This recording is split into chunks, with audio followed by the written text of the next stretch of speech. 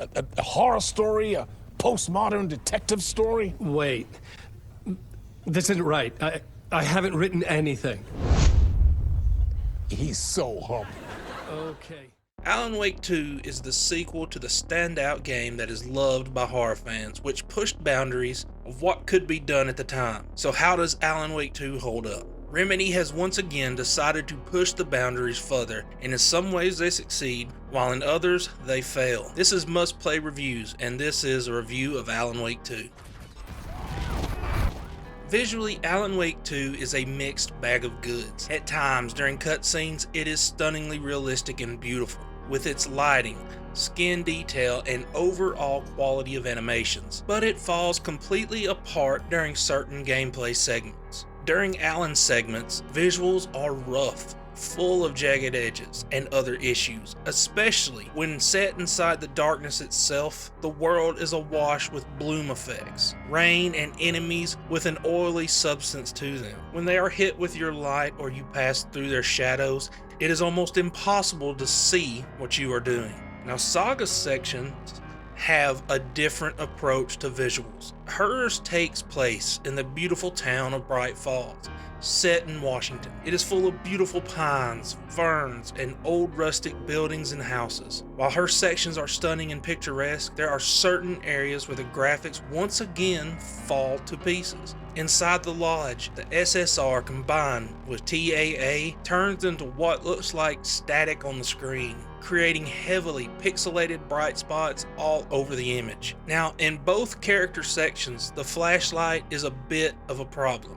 It's overly bright at times, has way too much bloom on it, and distorts colors. Another problem is the dramatic shift in lighting. Even though the time of day does not change dynamically, during the force section, it is easy to see until you venture into a certain spot where Saga and Casey split up. It now looks like midnight, reducing visibility to almost zero, though the time of day has not changed. It is the same for the Coffee World section as well. Its visibility is perfect until you reach the theme park itself, and this continues on in sections throughout the entirety of the game. Now, one of the best features is how they blend real video with the gameplay, seen as visions and jump scares. This effect looks nice, helping to give it that psychological thriller vibe. The gameplay also takes a dual approach. Saga's sections are more of an investigative process, even taking you into her mind place, where she puts pieces of cases together. However, this is one of the biggest problems as well. Most of the time, you are not allowed to progress unless you put the pieces together, even if it's obvious what you should be doing. For example, in the section where you are searching for the heart, even though I knew exactly where it was because of the documents and the story, it would not appear until I completed putting things on the investigation board, artificially slowing down the game. Alan's parts see him rewriting the story, changing the game world in front of your eyes. While this is very unique, the problem is that when you switch the plot and the world changes, it becomes just long segments of watching dialogue from real footage blended into the world. It becomes more of an interactive novel than a game. Combat suffers from issues as well. Aiming has its problem, feeling slow and unresponsive, and it is not helped by the FOV, frame rate, and enemy movements. Enemies are fast and dash around, making them hard to hit with the sluggish aiming mechanics. Also, their health is way too high, forcing you to spend nearly an entire magazine to take them out. And these problems are compounded by the poor performance. While aiming does feel a bit better in the 60 FPS mode, it still suffers from drops. The best aspect of gameplay is just exploring and solving puzzles. Walking around the world, putting the pieces together in real time instead of the mind place is a much more enjoyable experience. The voice acting is great for the most part. Saga, Alan, Alex, and the other main characters are top notch in their performance. However, why do the people of Washington State have southern accents?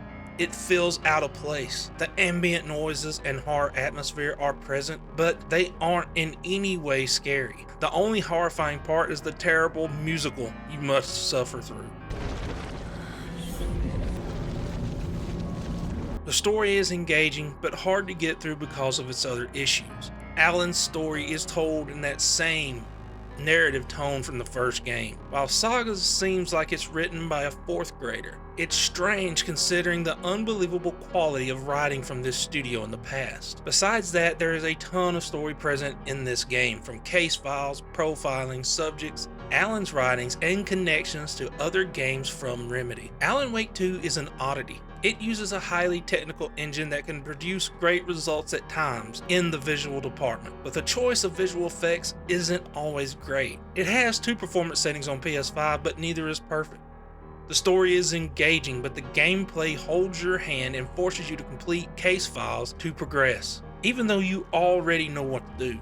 When it comes down to it, personally, I have fun with most games, but that is not the point of a review. My purpose is to give you the information you need to decide on whether or not you want to buy the product. Some of the complaints I have about it might not bother you, but it might bother others. I think picture quality should come first, not technical prowess. There are things about Alan Wake 2 that are great, and others that fall way short of the mark. I hope you find this video informative and understand that if other reviews give all high praise and no criticism, developers won't work to improve or give us the option to turn off certain effects like SSR, especially when it just causes visual noise. If you enjoyed this video, please leave a like and subscribe, and I will talk to you all later.